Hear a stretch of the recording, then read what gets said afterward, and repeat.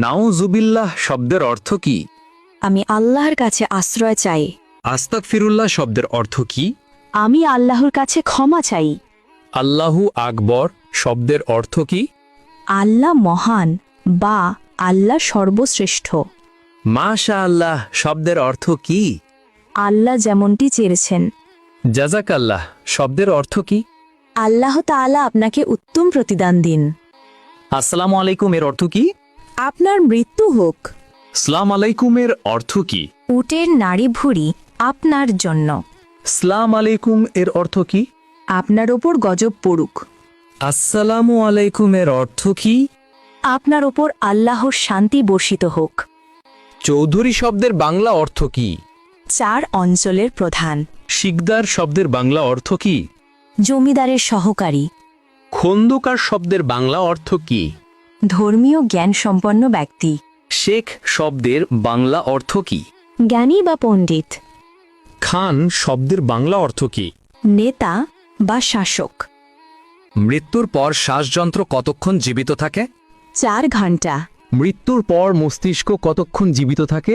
20 minute. মৃত্যুর পর kidney কতক্ষণ জীবিত থাকে? 26 ঘন্টা।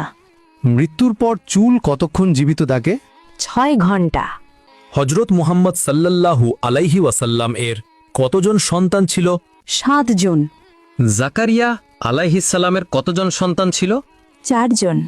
দাউদ আলাইহিসসালামের কতজন সন্তান ছিল? 4 জন। সুলাইমান আলাইহিসসালাম এর কতজন সন্তান ছিল? 4 জন।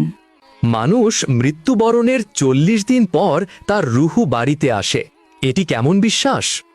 প্রচলিত কুসংস্কার। মাজারে ও পীরের দরবারে সিজদা করার বিধান কি? হারাম। বান্দার কোন আমলে আল্লাহ তাআলা সবচেয়ে বেশি খুশি হয়?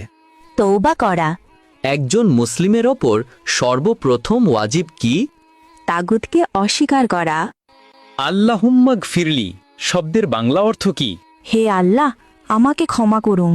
ওয়ারহামনি শব্দের বাংলা অর্থ কি? আমার প্রতি দয়া করুন। ওয়াহদিনী শব্দের বাংলা অর্থ কি?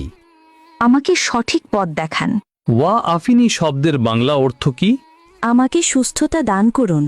ওয়ারজুগনি শব্দের বাংলা অর্থ কি? আমাকে রিজিক দান করুন। আল্লাহুম্মা গফিরলি শব্দের বাংলা অর্থ কি? হে আল্লাহ, আমাকে ক্ষমা করুন। ওয়ারহামনি শব্দের বাংলা অর্থ কি? আমার প্রতি দয়া করুন। ওয়াহদিনী শব্দের বাংলা অর্থ কি? আমাকে সঠিক পথ দেখান। ওয়া আফিনী শব্দের বাংলা অর্থ কি? আমাকে সুস্থতা দান করুন। ওয়ারজুগনি শব্দের বাংলা অর্থ কি? আমাকে রিজিক দান করুন।